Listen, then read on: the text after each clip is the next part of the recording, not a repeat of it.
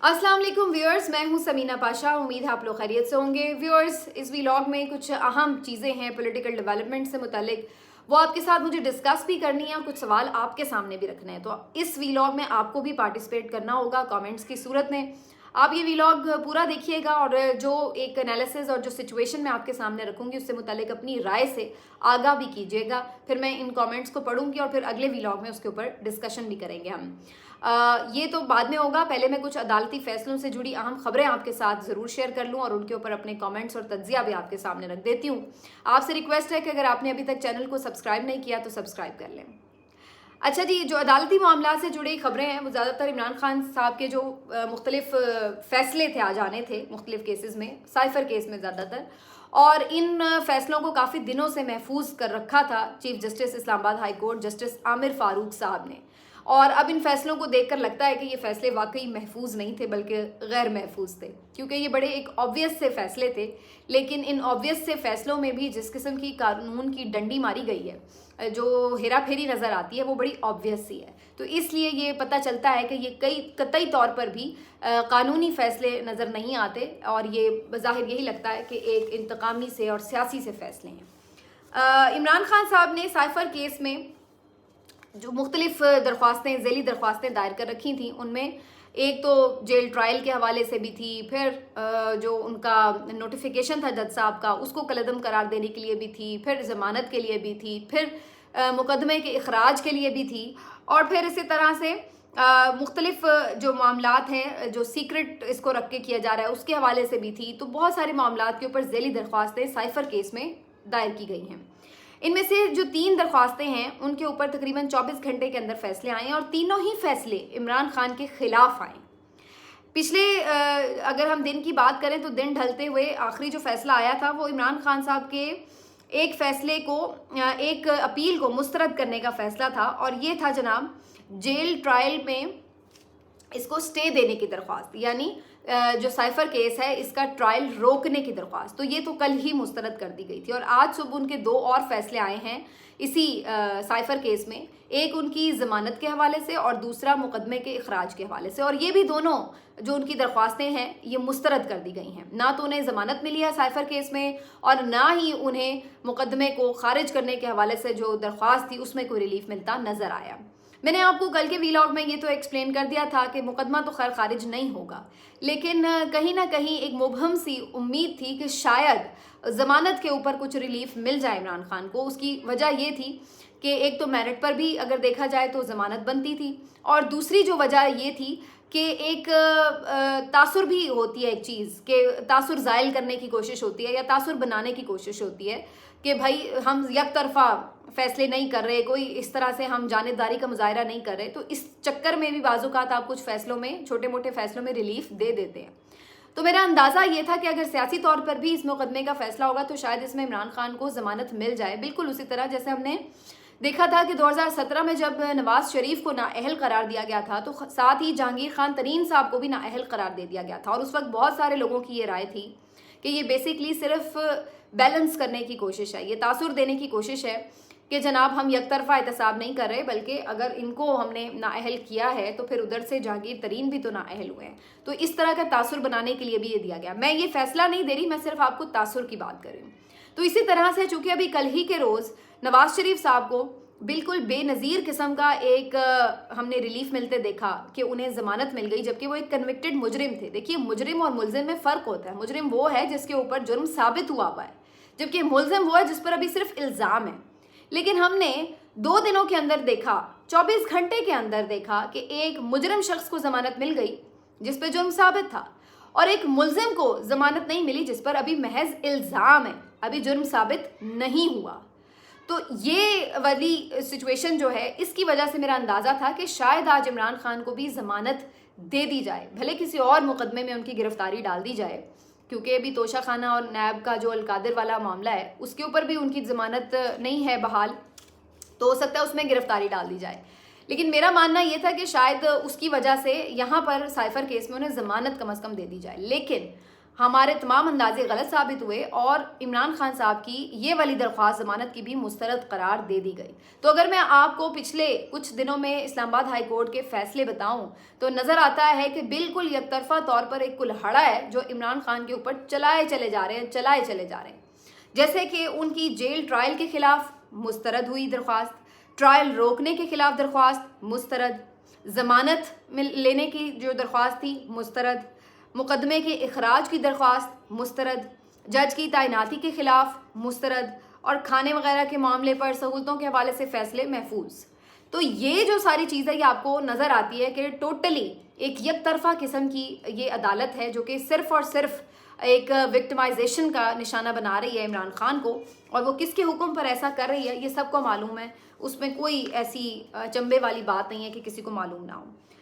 अब जहां ये आप एक सिनेरियो सामने रखें कि ये तयशुदा मामला लग रहा है कि इमरान खान को इस केस में सज़ा देनी है और जो बेल के ऊपर फैसला भी आया है, मैं ये बात इसलिए नहीं कह रही कि मैं कोई इमरान खान की हामी हूँ या किसी और के खिलाफ हूँ, मैं आपको इसलिए ये बात कह रही हूँ कि जो अभी ज़मानत के ऊपर chief justice Islamabad high court का फैसला आया रिटन, उसमें उन्होंने पूरी तरह इमरान खान को तकरीबन मुजरिम करार दे दिया। अब मज़े की बात यह है कि भाई आप तो उनका ना वो केस ट्रायल सुन रहे हैं ना आपके पास पूरी उसकी डिटेल्स हैं, आपके इस हवाले से जो ज़मानत के ऊपर सिर्फ बातचीत है उसी के ऊपर उन्होंने जो लैंग्वेज यूज़ की हुई है कि जी आर्टिकल 5 के मुर्तकिब भी पाए गए हैं, ये भी कर दिया है, वो भी कर दिया है, ज़मानत ही नहीं बनती। मतलब आपने तो इस तरह फैसला वो लिखा है कि जैसे कोई फाइनल फैसला किसी को सज़ा के लिए सुनाया जा रहा होता है।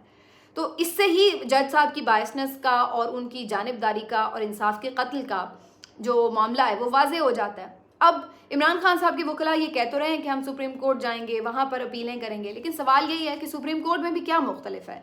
2-4 जजेस शायद वहाँ पर हों ऐसे जो कि वाकई इंसाफ और कानून की बात करते हैं, लेकिन सवाल ये पैदा होता है कि ये ज़रूरी तो नहीं कि उनकी जो ये अपीलें लगें वो फ़ौरन समाअत के लिए फ़िक्स कर दी जाएँ और जो बेंच बने वो उन्हीं जजेस का बने।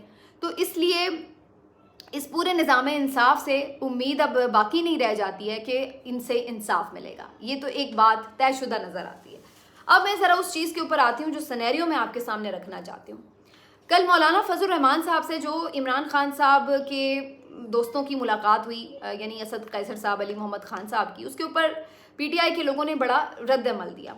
मैंने जो वीलॉग भी किया उसके ऊपर भी जो ज़्यादातर कमेंट्स थे वो इसी तरह के थे कि लोग इस बात को कबूल करने के लिए तैयार नहीं हैं कि इमरान खान का कोई भी बंदा जाके उनसे क्यों मिले। और इसी तरह मैंने एक पोल भी कंडक्ट करवाया अपने ट्विटर पर, अभी वो पोल खैर जारी है, आप भी उसमें वोट कर सकते हैं। लेकिन उस पोल के जो अभी तक के नताइज थे उसके मुताबिक मैंने सवाल यूँ रखा था कि क्या इमरान खान को मौलाना फजल रहमान और जरदारी साहब से मफाहमत आगे बढ़ानी चाहिए, येस नो पता नहीं, तो ये ऑप्शंस थे।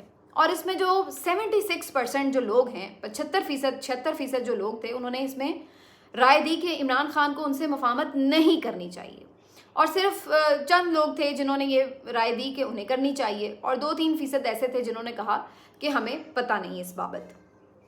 अब मैं इस सारी बात को सोच रही थी एक डिफरेंट अंदाज से। बिल्कुल ये राय लोगों की अपनी जगह हो सकती है और बिल्कुल सही राय भी है कि भाई जब आप एक तरफ ये बात करते थे कि ये सब आपके खिलाफ इकट्ठे हो गए, तो इसका मतलब है अब आप अगर उनके साथ जाके इत्तेहाद करते हैं तो इसका मतलब आप नवाज शरीफ के खिलाफ इकट्ठे हो गए हैं। तो ये तो ऐसी एक सिनेरियो लग रहा है कि जिसमें आप भी फिर वैसे ही हैं। अब इसके ऊपर जो 2-3 चीज़ें आई वो भी मैं आपके सामने रख दूं। पहले तो इस पे जनाब खुद अली मोहम्मद खान साहब का रद्द-ए-अमल आ गया। उन्होंने कहा कि ये कोई ऑफिशियल मुलाकात नहीं थी, हमने ज़ाती हैसियत में मुलाकात की थी और इसका मकसद सिर्फ ताज़ियत था, कोई सियासी एजेंडा नहीं था। दूसरा, इसमें हमने ये भी देखा कि PTI के ज़राए से भी एक खबर चल रही थी जो कि अतर काज़मी साहब ने भी ट्वीट की हुई थी, शायद PTI के ऑफिशियल अकाउंट से भी ट्वीट हुई थी कि इमरान खान की इजाज़त से या उनके इमा पर या उनसे बाकायदा उनको एतमाद में लेकर ये मुलाकात नहीं हुई, अपने तौर पर उन्होंने मुलाकात की है। तो यानी इसमें इमरान खान की रजामंदी है या नहीं है, इससे आपको अंदाज़ा हो जाता है कि उन्हें इस मुलाकात से मुतालिक शायद इल्म भी नहीं था उस वक्त जब ये मुलाकात हुई। और इसके बाद अलीमा खान साहिबा ने जो आज कोर्ट के बाहर गुफ्तगू की है, उन्होंने तो सिरे से ही इसको इस तरह से पोर्ट्रे किया कि भाई इमरान खान से तो पहली बात ये कि या तो ये होता है कि इनमें से कोई शख्स मिला होता, फिर हम कहते हैं कि जी उन्होंने कोई उनसे पूछा है, राय ली है, उनकी इजाज़त से मुलाकात की है। उन्होंने कहा कि इमरान खान साहब से तो सिर्फ वकला मिल रहे हैं या फैमिली मिल रही है, और हम में से तो किसी ने इस बारे में उनसे बात नहीं की। कि मौलाना फजल रहमान से कोई मुलाकात होने जा रही है या उनसे कोई आगे बात को बढ़ाना है। तो इसलिए उनकी ख्याल में इमरान खान साहब इस मामले के ऊपर ऑन बोर्ड नहीं है।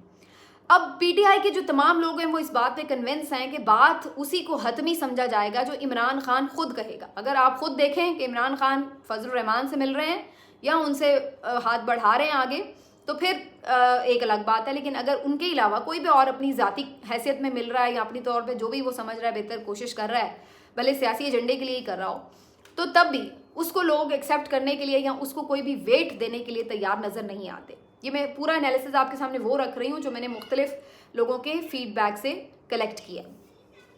ठीक हो गया, ये बात तो सारी अंडरस्टैंडेबल हो गई। तो अभी तक हम कह सकते हैं कि कोई इस तरह की पीटीआई की तरफ से JUIF के साथ बाकायदा किसी किस्म की कोई सेटिंग नहीं हो रही। शहबाज गिल साहब को भी मैंने आज सुना, वो भी इसी बात की तरफ इशारा कर रहे थे कि ये बेसिकली एक ट्रैप है जो पीटीआई के लिए बनाया गया है, जिसमें ये साबित करने की कोशिश की जा रही है कि इमरान खान भी बाकी रिवायती सियासतदानों की तरह एक सियासतदान है। इस हमाम में सब नंगे हैं, सब एक जैसे हैं, इक़्तिदार के लिए सब एक दूसरे से हाथ मिला लेते हैं वगैरह वगैरह। और जो ये अली मोहम्मद खान साहब हैं या असद कैसर साहब हैं, ये सादा लोग हैं और ये इस ट्रैप में आ गए। और ये तो वैसे अपने तौर पर गुडविल में ही गए होंगे, लेकिन वहाँ पर जो इंतज़ामात थे, जिस तरह से जानबूझकर इस तरह की फुटेज बना के इमामत करते हुए फलाना फजल रहमान को दिखाते हुए, तो वो सारी चीज़ करके बाकायदा एक तासुर ये बनाने की कोशिश की गई कि देखें जी इमरान खान तो अब NRO मांग रहा है और उसके लिए वो फजल रहमान को रास्ता बना रहे हैं, उनके साथ हाथ बढ़ा रहे हैं, बातचीत कर रहे हैं। तो ये शहबाज गिल साहब ने भी अपना एक पॉइंट ऑफ व्यू रखा। इस बात को भी हम निगेट तो नहीं खैर कर सकते, उनके ज़ाहिर अपने एक ज़राए भी हैं पीटीआई में जो वो ज़्यादा बेहतर बता सकते हैं। अब मेरा जो इस पे इन तमाम बातों की बात जो सवाल है, इससे मुझे ये तो अंदाज़ा हो गया कि पीटीआई कोई बाकायदा एक पॉलिसी के तहत तो उन फजल रहमान साहब या किसी से भी फ़िलहाल मुफाहमत नहीं कर रही। एक बात ये तो मुझे समझ में आती है क्योंकि इमरान खान भी ऑन बोर्ड नहीं है और इसके ऊपर एक कॉन्ट्रोवर्सी है, तो इसलिए इस बात को तो आप छोड़ दें कि ऐसा कुछ हो रहा है। लेकिन अब अगर ऐसा कुछ नहीं भी हो रहा तो फिर अब एक और सवाल उठता है यहाँ पे कि फिर होना क्या चाहिए।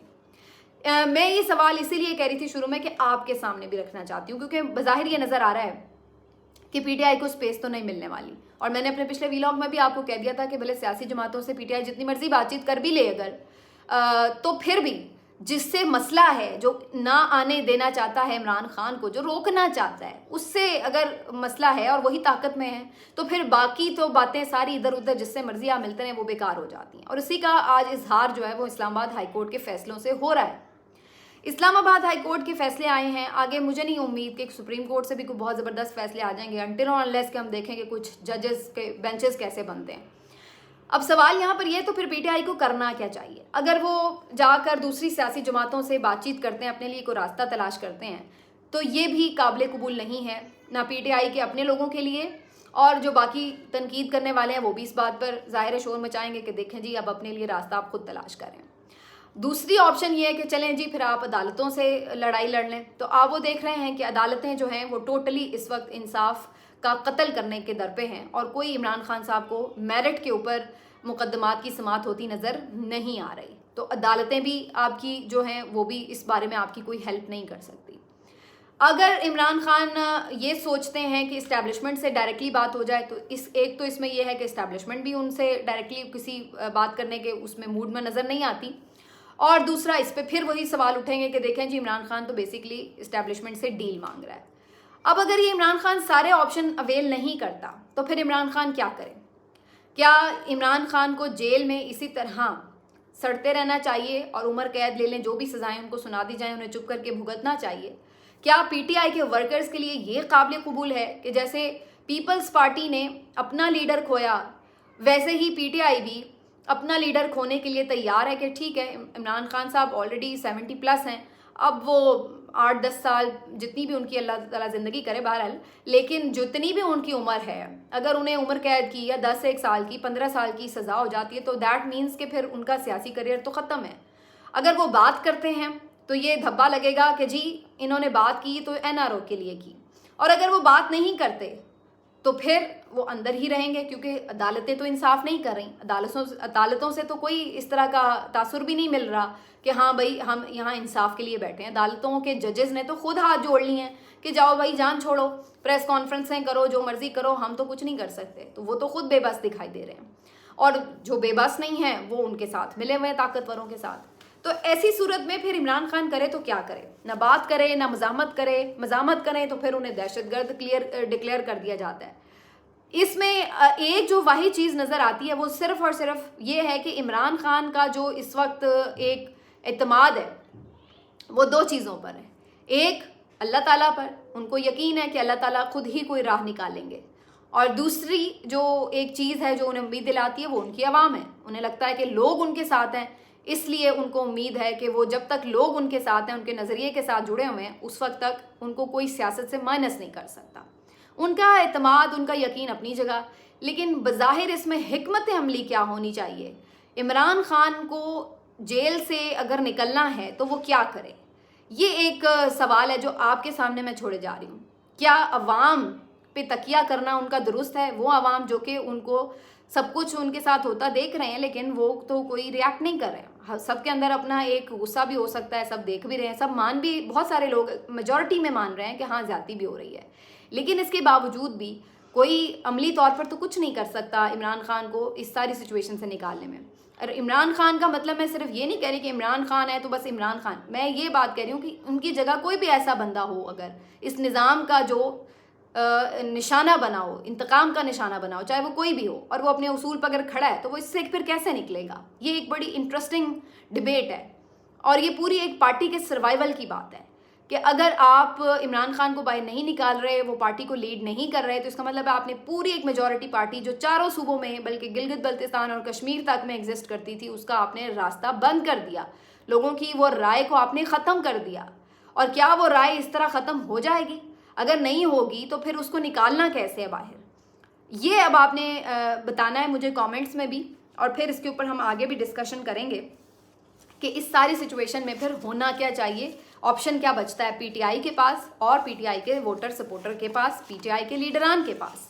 ये आप ज़रूर बताइएगा। मिलते हैं आपसे अगले वीलॉग में। अपना ख्याल रखिए। अल्लाह हाफ़िज़।